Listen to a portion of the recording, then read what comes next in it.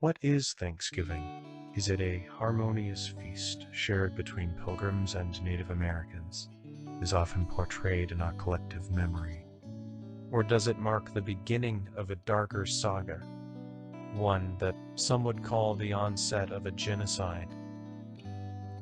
This holiday, shrouded in myth and celebration, carries with it a history that is as complex as it is contested.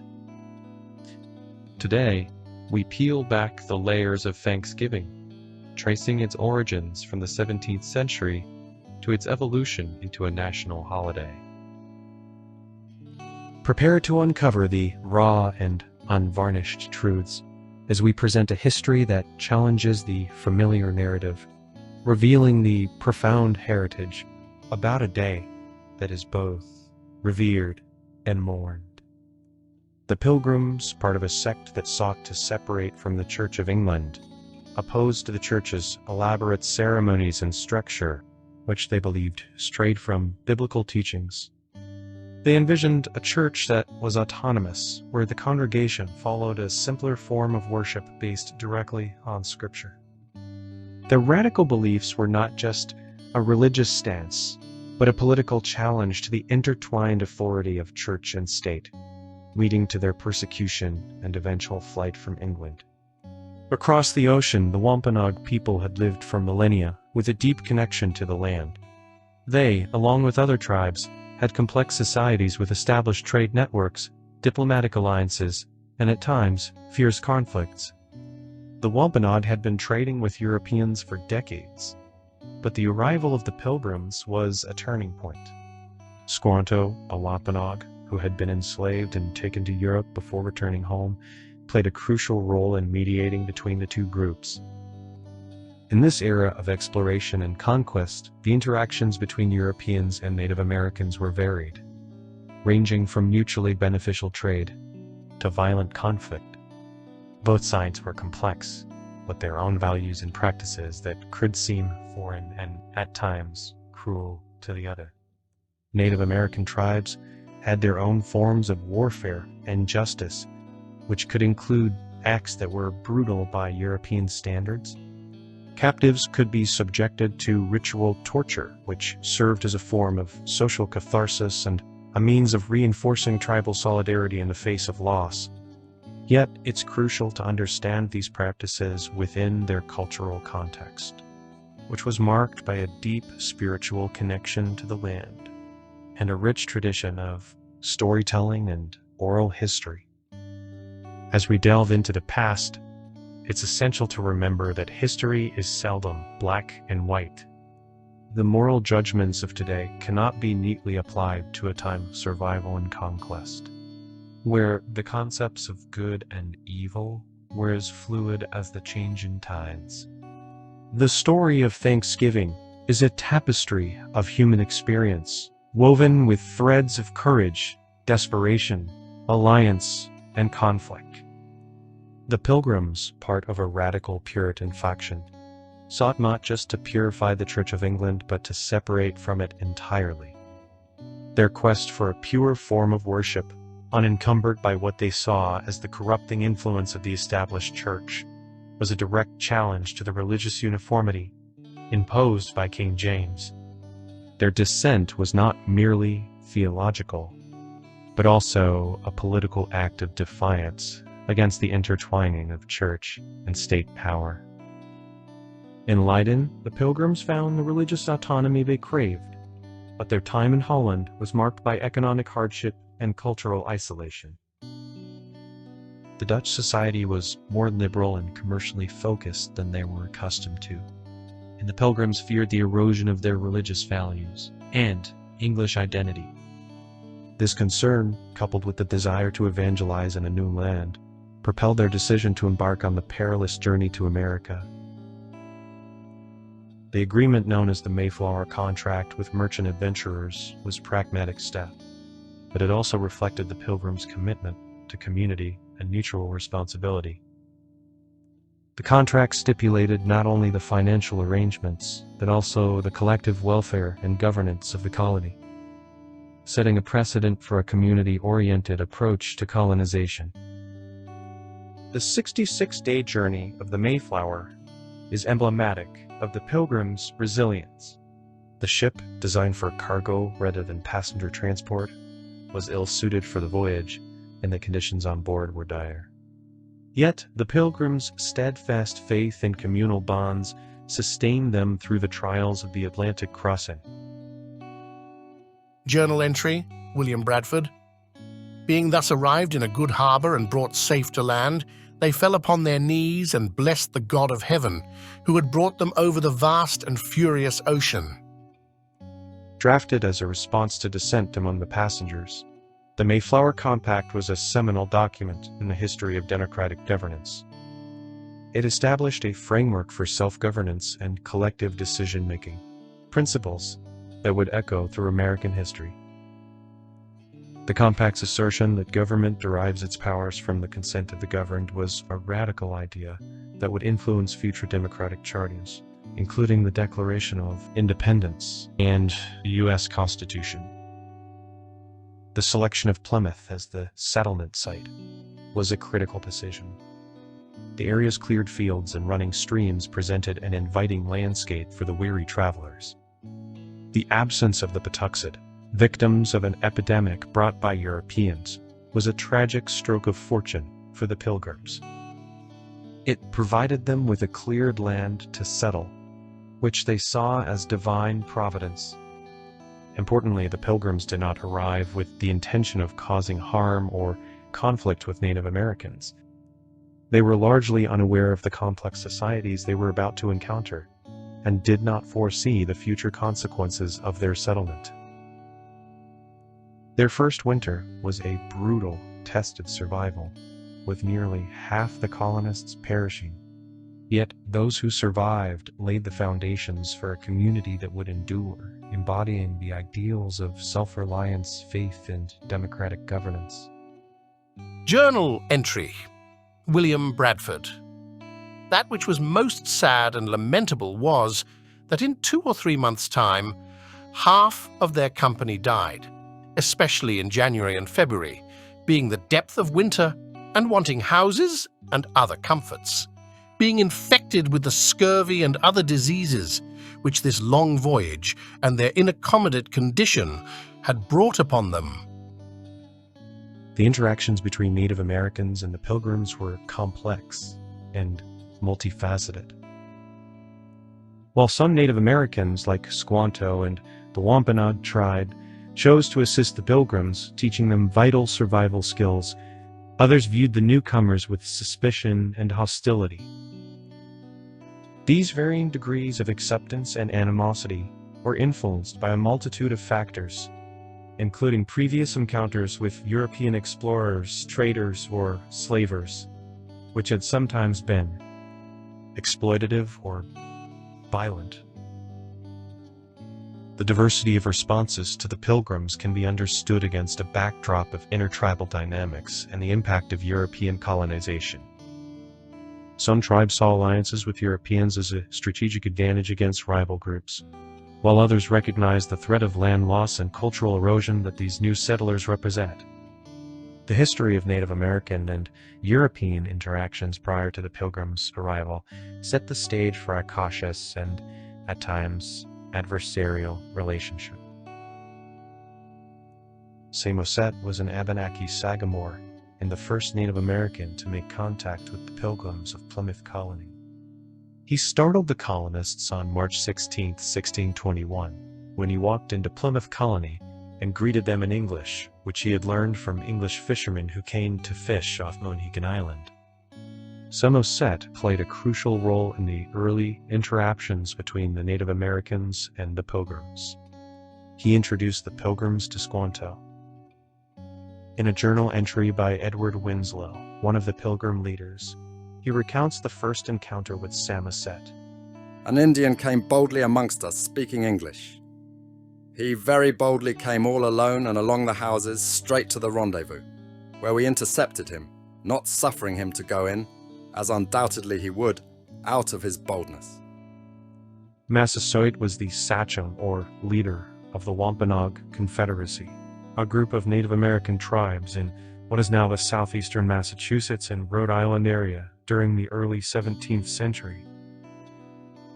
His name, Massasoit, was actually a title, meaning great leader. A record from the Pilgrims details their diplomatic engagement with Massasoit. We began to trade with him, and found him a very lusty man. Thereafter he sent us word of the plots of the Narragansetts, a rival tribe which we did believe was true. As the chill of December 1620 set in, the Pilgrims found themselves in a world far removed from anything they had known. The Mayflower, their vessel across the tumultuous Atlantic, remained anchored within sight, its presence a stark reminder of their isolation. With no time to waste, the men began constructing the first structures. The common house, a simple yet vital building, rose from the ground, serving multiple purposes: a place of worship, communal meetings, and shelter against the harsh elements. The first winter was merciless. The settlers battled cold, disease, and a scarcity of food. The general sickness took a grim toll, claiming the lives of nearly half the Pilgrims, including their first governor, John Carver.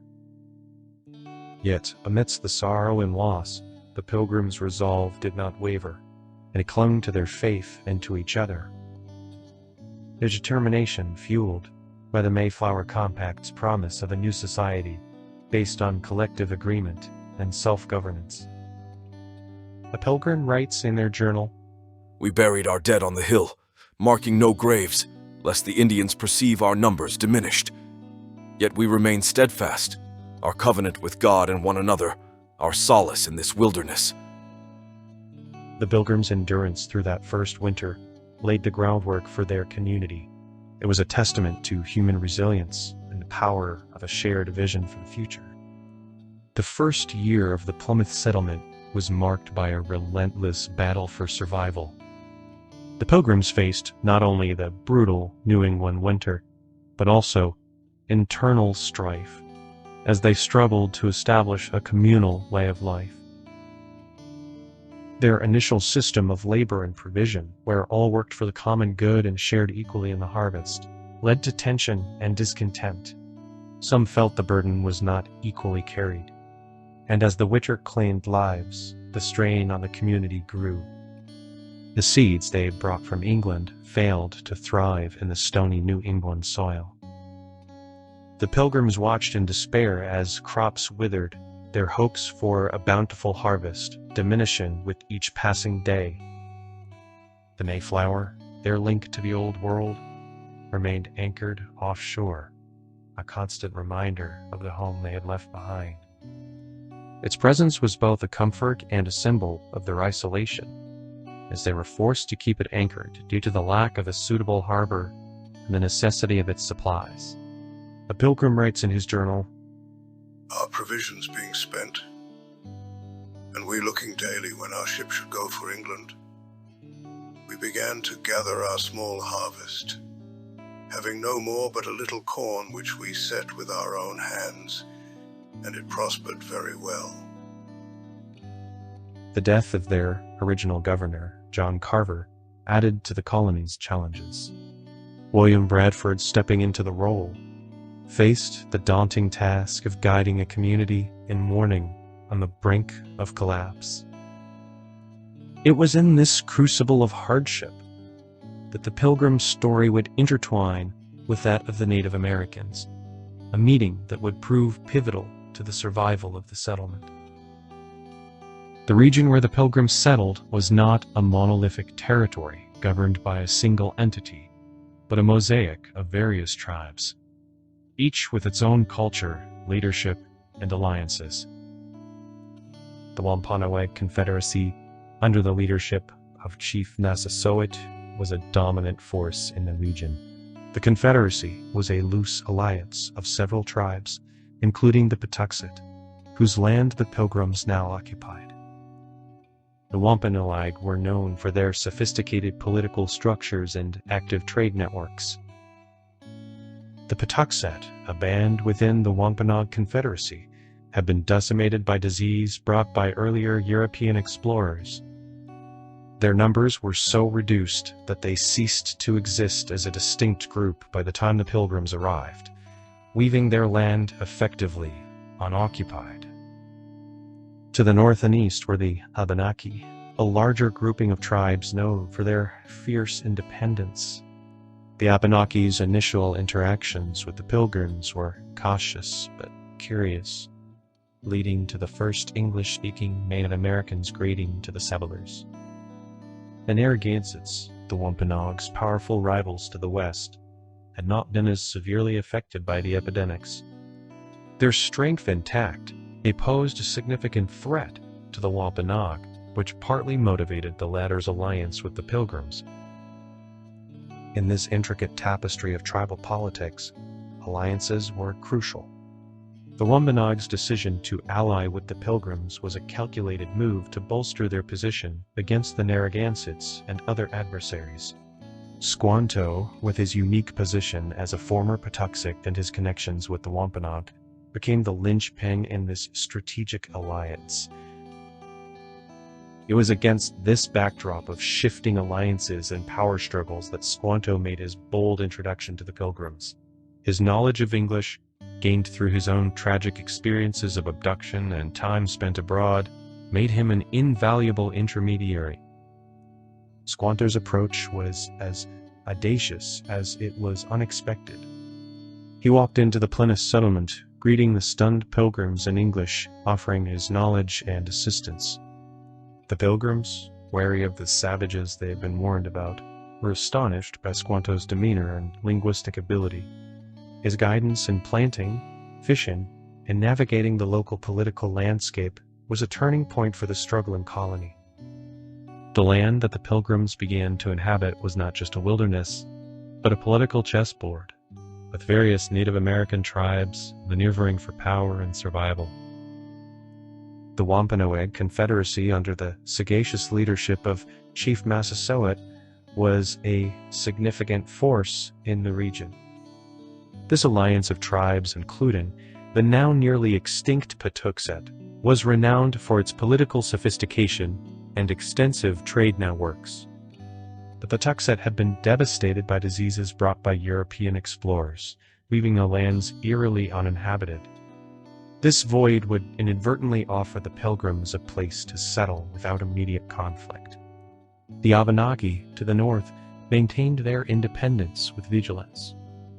Their initial interactions with the Pilgrims were cautious yet curious, leading to the first English-speaking Native American to extend a greeting to the settlers. The Narragansetts, a powerful tribe to the west, had not suffered as greatly from the epidemics. Their strength remained a looming threat to the Wampanoag. The Pilgrims, with their muskets and cannons, represented a new factor in the regional power dynamics. The Wampanoag, recognizing the potential of these formidable weapons, saw an opportunity in forging an alliance with the settlers. The trade agreement between the Pilgrims and the Wampanoag was not just about resources, but also about security. The Pilgrims' firearms, a technology that the Native Americans had not mastered, became a cornerstone of the Mutual Protection Pact. For the Wampanoag, this alliance meant a deterrent against their rivals, and for the Pilgrims, it promised a safeguard against potential hostilities.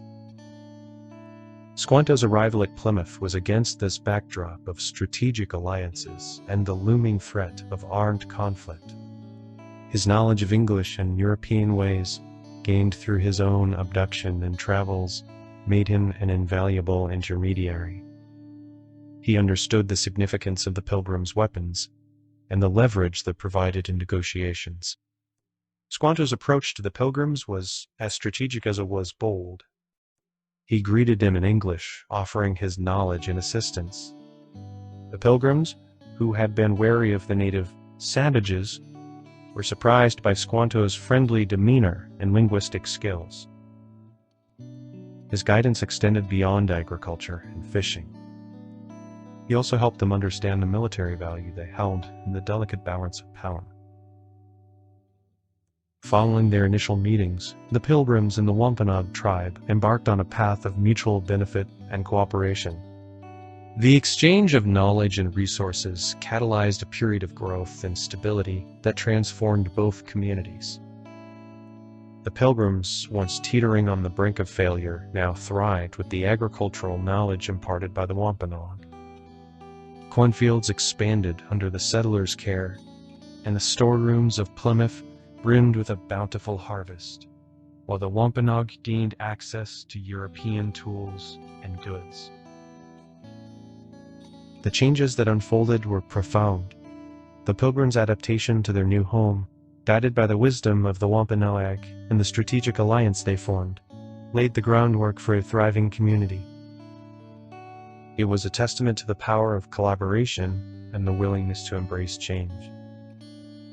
Cultural exchanges went beyond trade and agriculture. Social interactions, though sometimes cautious, began to weave a tapestry of shared experiences. The Pilgrims learned from the Wampanoag's deep understanding of the land, while the tribe acquired new tools and objects that brought novelty and utility into their lives. The evolution of Plymouth Colony was remarkable.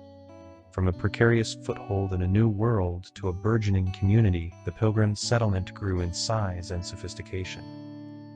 The construction of a fortified palisade and the establishment of a militia underscored the colony's increasing sense of permanence and security. The Mutual Protection Pact with the Wampanoag, underscored by the Pilgrims' firearms, was a cornerstone of the colony's security strategy. It was a deterrent that ensured peace and stability, allowing both the settlers and the tribe to focus on growth and prosperity. The enduring legacy of this period is one of cooperation and adaptation. The Pilgrims' willingness to learn from the Wampanoag, combined with the strategic foresight of their leaders, transformed a fragile outpost into a thriving community. It's a narrative that speaks to the potential of unity and the strength found in diversity. In the nascent years of Plymouth Colony, the Pilgrims' communal system, an embodiment of their collective agreement, was put to the test. Land and resources were shared, and the fruits of labor were distributed equally among all. Yet this idealistic system faltered under the weight of practical challenges. The communal approach, while noble in intent, led to widespread discontent and a lack of individual incentive. The absence of a direct link between effort and reward led to a decline in productivity, threatening the colony's very survival. Governor William Bradford, confronted with the grim reality of low morale and depleting resources, instituted a transformative change. He divided the land among families, empowering them at the ownership of their labor and its fruits.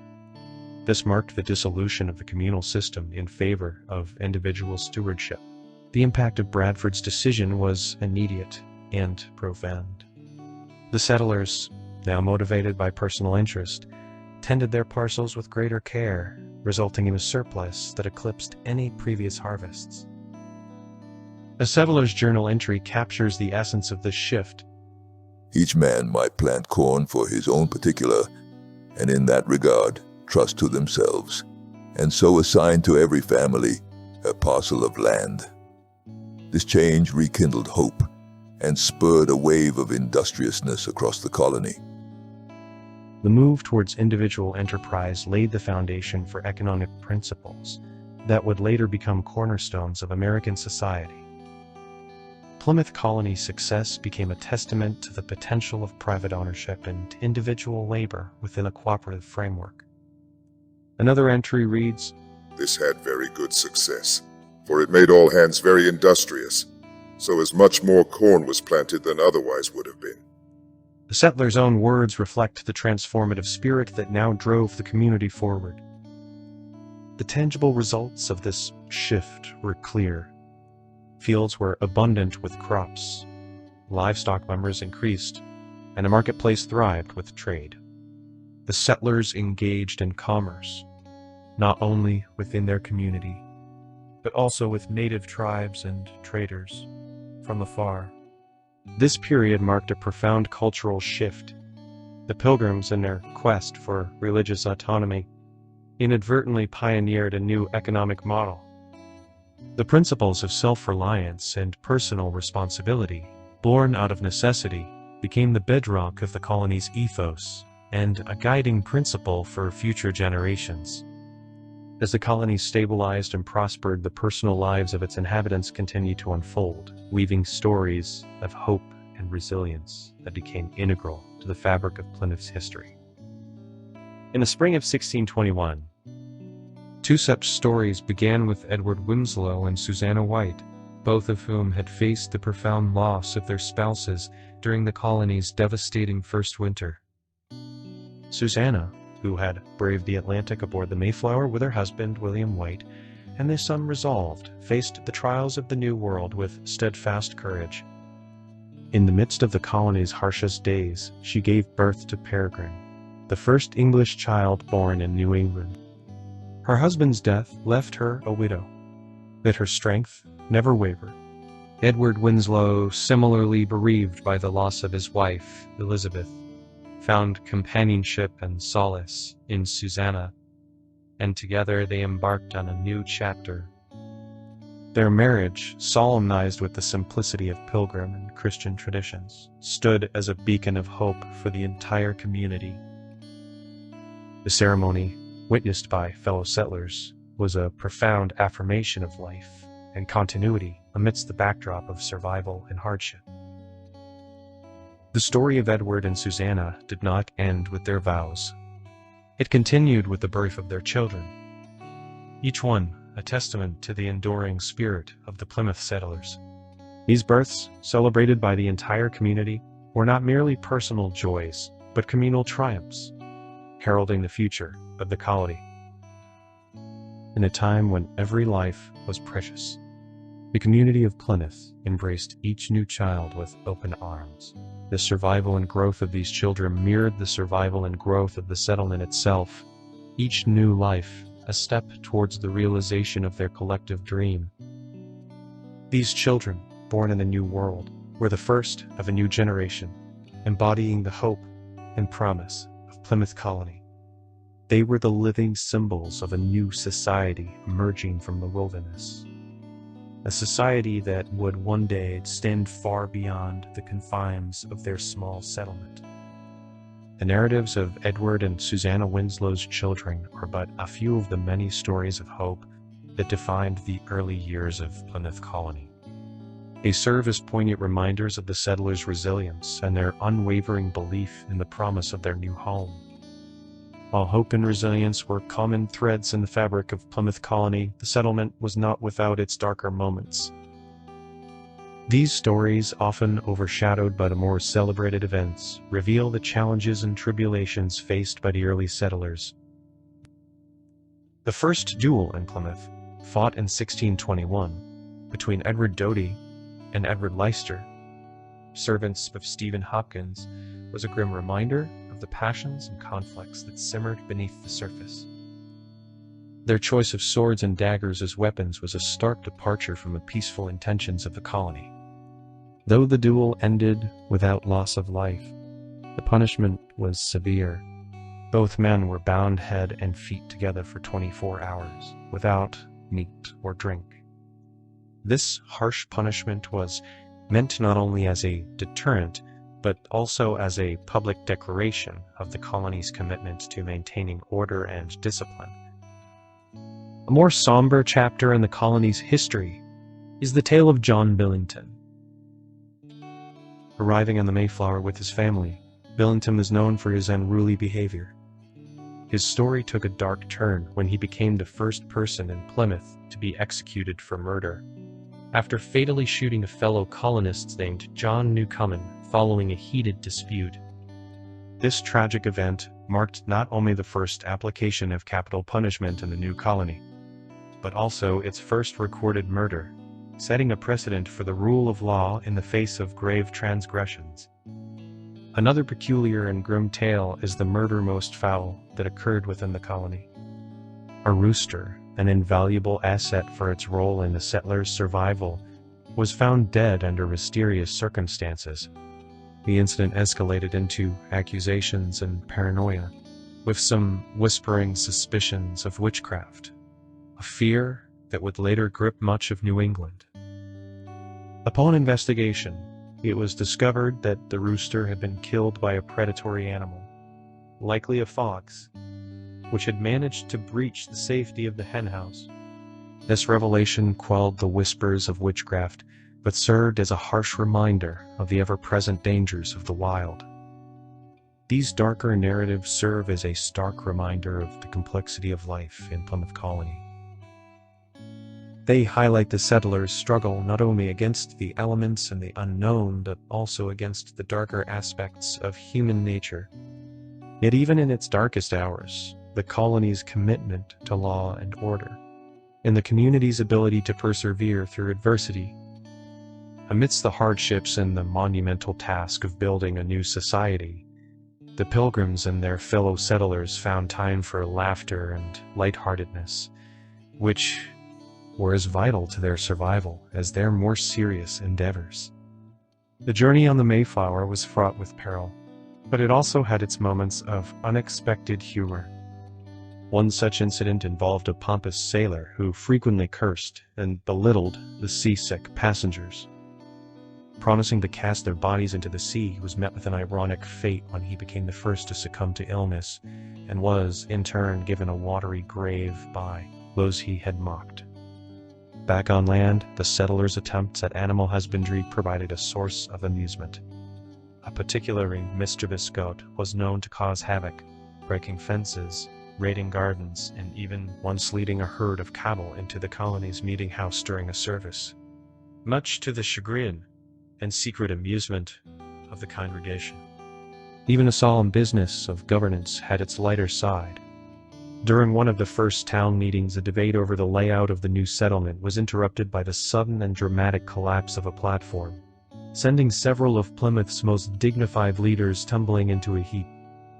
The incident, while embarrassing, served to break the tension and reminded everyone that a sense of humor was an essential part of community life.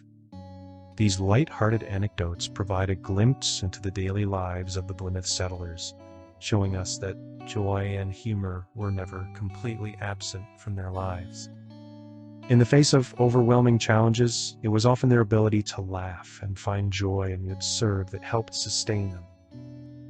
In the autumn of 1621, the Pilgrims, reflecting on a year fraught with hardship and loss, but now buoyed by a successful harvest, desired to express their relief and celebrate their survival.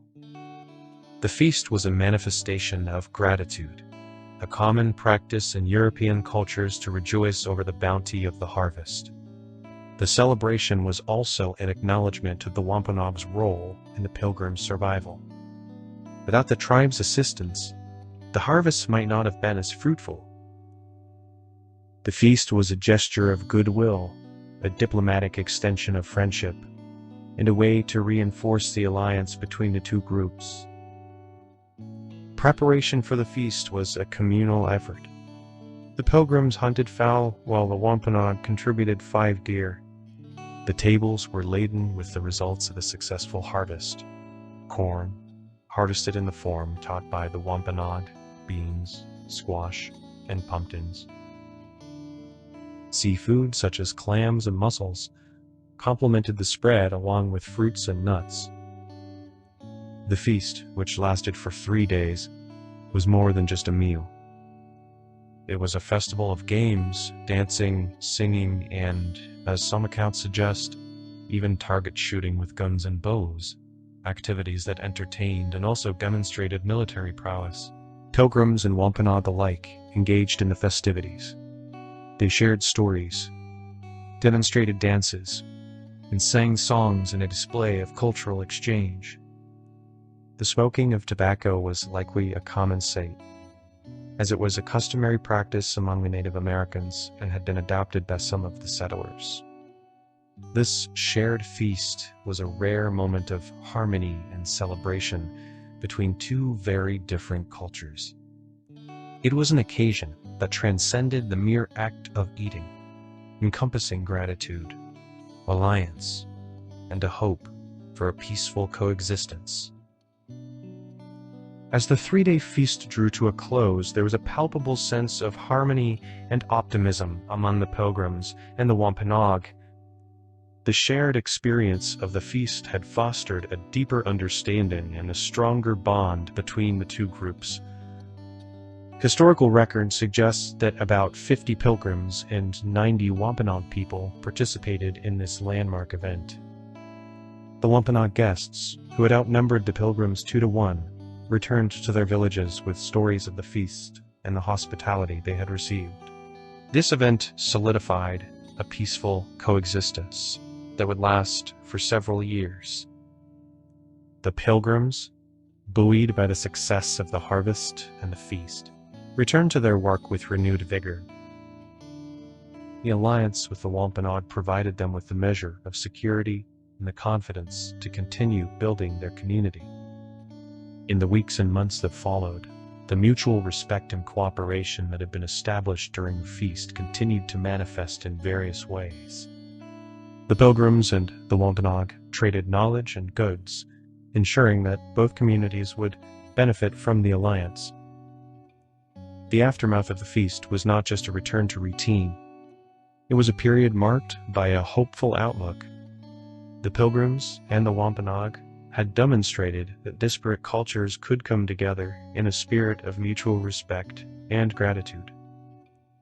The significant number of attendees at the feast, particularly the strong presence of the Wampanoag, underscored the importance of this newfound fellowship. In the beginning, the relationship between the Pilgrims and the Native Americans was marked by mutual benefit and peaceful coexistence. The first Thanksgiving feast was a genuine celebration of collaboration and survival against the odds. This iconic event, often romanticized in history, did indeed reflect a moment of unity. The Pilgrims and the Wampanoag tribe shared knowledge, resources, and moments of joy, laying the foundations for what seemed to be a promising alliance. However, as the seasons changed, so did the dynamics between the two groups. The initial period of harmony gave way to a more complex and strained relationship as the colony expanded and the demand for land and resources grew. The narrative of a harmonious beginning was overshadowed by the subsequent conflicts and struggles. The story of the first Thanksgiving remained a cherished legend, but the later years brought a series of broken treaties, land disputes, and skirmishes that would mar the history of both peoples. Recognizing the full spectrum of the Pilgrim-Native relationship is essential. It honors the initial period of peace and acknowledges the ensuing discord, providing a more complete and nuanced understanding of this chapter in history. The fragile peace that had been maintained between the Pilgrims and the Native Americans was largely due to the diplomatic efforts of Chief Massasoit, the Sachem of the Wampanoag tribe. His death marked a significant turning point in the relations between the two peoples. Massasoit had been a stabilizing force, a leader who saw the value in alliance with the newcomers.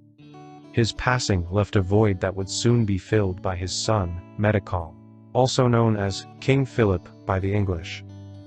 Metacom's views differed sharply from those of his father.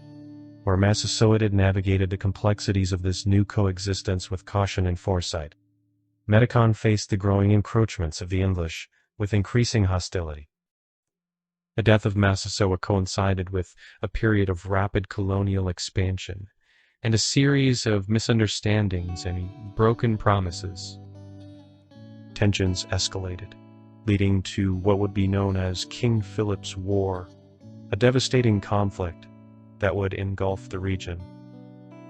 Under Metacom's leadership, the Wampanoag and their allies launched a series of attacks on English settlements. The war was brutal and bloody, marking a stark contrast to the hopeful beginnings of the Pilgrim-Wampanoag alliance. The war, although eventually won by the English, left deep scars on both sides. It resulted in the near destruction of several native tribes and a lasting distrust between the colonists and the Native Americans. The death of Massasoit and the rise of Metacom had irrevocably changed the course of New England's history. The situation was complex, with alliances shifting and varying degrees of engagement among different English communities. Some, like the Pilgrims, who had a history of relative peace with the Wampanoag, were reluctant warriors, while others were more aggressive in their expansion and defense. Ultimately, King Philip's War was a regional conflict that reflected the growing pains of a rapidly changing New England. It was a war that the Pilgrims, despite their initial intentions of peaceful cohabitation, could not avoid. The war reshaped the landscape of New England, marking the end of an era of tentative peace and the beginning of a new, more contentious chapter in colonial native relations. King Philip's War, often remembered for its brutality, was not a conflict of clear-cut sides or moral high ground. It was a maelstrom of violence that saw atrocities committed by and against every group involved. The war's savagery was not limited to the battles between English settlers and native tribes. There were instances of native tribes, such as the Mohegan and Pequot, who sided with the English against the Wampanoag, Narragansett, and their allies. These internal native conflicts were driven by long-standing rivalries and strategic alliances. And similarly, not all English settlers were united. Disputes over land, power, and policy led to internal strife within and between the colonies. Some settlers, like the Quakers, were outspoken critics of the war and the treatment of native peoples, leading to tensions with their more militant neighbors. The war was marked by acts of extreme violence from individuals on all sides. Benjamin Church, an English colonist, led brutal raids against native villages.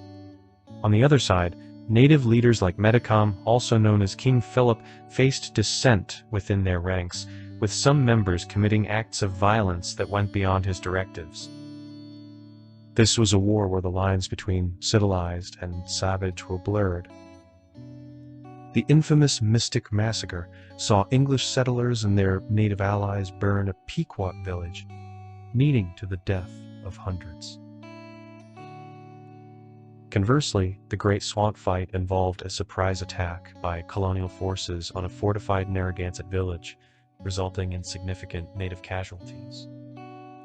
History often seeks heroes and villains, but in King Philip's War, such distinctions are elusive. It was a war that saw native fighting native, settler against settler, and alliances that crossed those lines. It was a war where the concept of innocent was complicated, with suffering and cruelty on all sides. This chapter of history serves as a stark reminder that the past is not black and white, but a complex tapestry woven with the threads of human ambition, fear, and the struggle for survival. The brutalities and complexities of King Philip's War have, over time, cast a long shadow over the earlier story of cooperation and thanksgiving between the Pilgrims and the Wampanoag. These later stories of conflict and suffering have sometimes been conflated with the earlier peaceful celebration, leading to a distorted view of the original Thanksgiving. It is crucial to recognize that the Thanksgiving story, with its spirit of unity and shared bounty, stands separate and distinct from the conflicts that would unfold over the following decades. The first Thanksgiving was a genuine moment of peace and friendship between two very different cultures, a brief interlude of harmony before the eventual turmoil.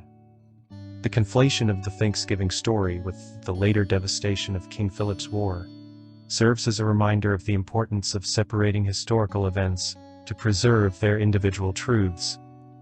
While the war reflects the tragic complexities of colonial expansion and its impact on native peoples, the Thanksgiving feast stands as a separate testament to the possibility of peace and mutual respect. It is a distinction that is essential for an accurate understanding of the past and its many narratives. The celebration of Thanksgiving today is a tapestry of traditions, influenced by centuries of customs and various interpretations. Let's explore the key milestones that have shaped this holiday into what we know now. The first official Thanksgiving proclamation was made in 1623 by Governor William Bradford of Plymouth Colony, marking the end of a drought that had threatened the year's harvest. This day of thanks was not associated with a feast, but was a religious observance involving prayer and reflection. Fast forward to 1789, President George Washington proclaimed the first nationwide Thanksgiving celebration in America, marking November 26th as a day of public thanksgiving and prayer to express gratitude for the conclusion of the country's War of Independence and the successful ratification of the U.S. Constitution. Thanksgiving celebrations varied from state to state until Sarah Josepha Hale, the author of Mary Had a Little Lamb, campaigned for a national holiday.